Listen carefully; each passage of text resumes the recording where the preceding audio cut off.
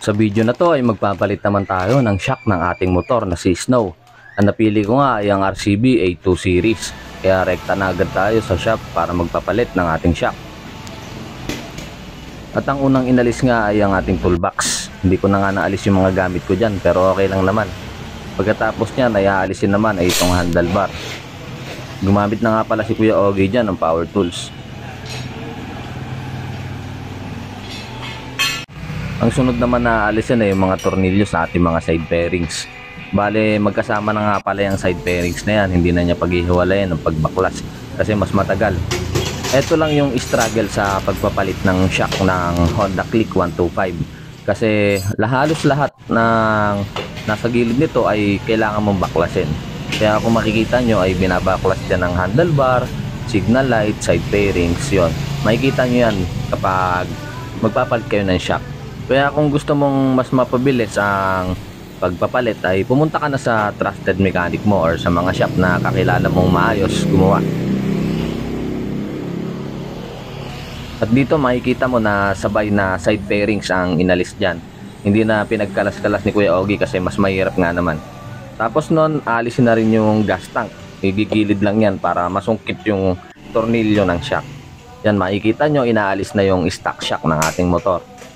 Medyo nahirapan nga si Kuya Ogie kasi medyo matigas-tigas pa yung tornilyo, no? Pero nakuha din naman niya yan. Tapos ito, inalis na rin yung tornilyo sa baba. Ang kagandahan nga lang kapag nagpalit ka ng bagong shock ay syempre mas maganda yung suspension.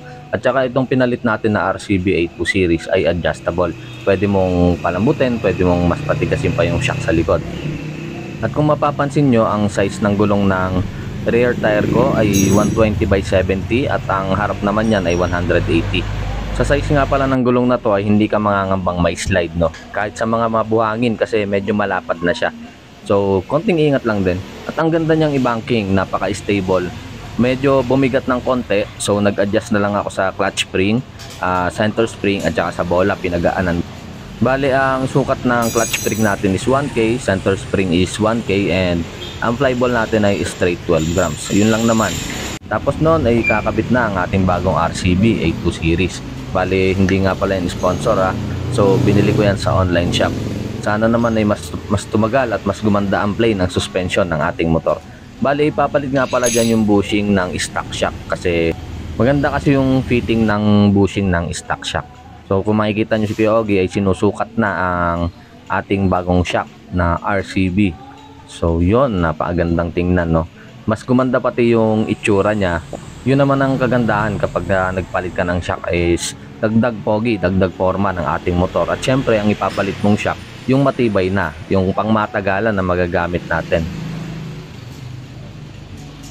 At nung okay na, nakuha na niya yung fitting, nilagyan lang niya ng washer sa ilalim. Bali, isang washer dito bandang kaliwa. Pagkatapos nun, ang washer naman na inilagay sa taas is yung malaki. Bali, magkabilaan yung washer na inilagay dito sa itaas. Dito naman sa baba, isa lang dito sa may bandang kaliwa.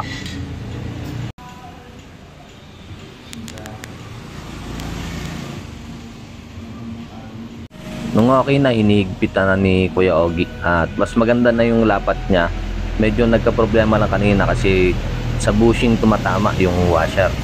Pagkatama sa bushing hindi napapantay. Pero ngayon okay naman na. At ito naman yung taas, kung makikita nyo, lalagyan niya ng washer. Bale, dalawang washer ang ilalagay.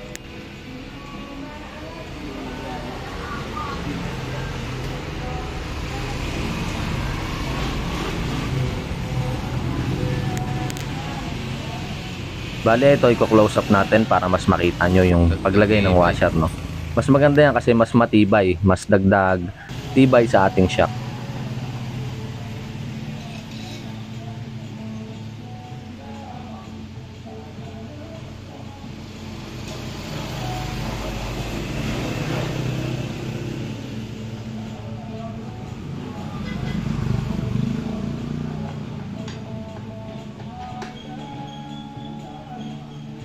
At yun, nung okay na, bali ikakabit lang ulit yung mga inalis kanina, yung side fairings, taillight, handlebar, toolbox, at saka yung fairings natin sa harap, no?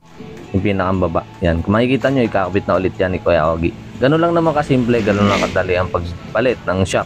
Mas komplikado lang kapag kagaya ko na hindi ka marunong, wala kang mga tools sa bahay. Kung may tools ka, mas madali namang matutunan.